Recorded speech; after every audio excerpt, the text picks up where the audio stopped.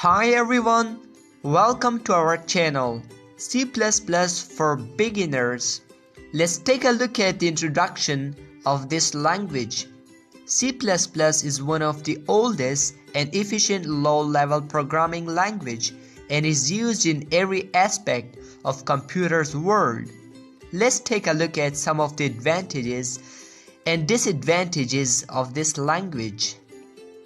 The advantages: portability, object-oriented, multi-paradigm, memory management, large community support, scalability, and finally, compatibility with language C.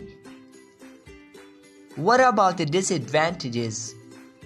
The first one, use of pointers, security issue, absence of built-in thread, absence of garbage collector.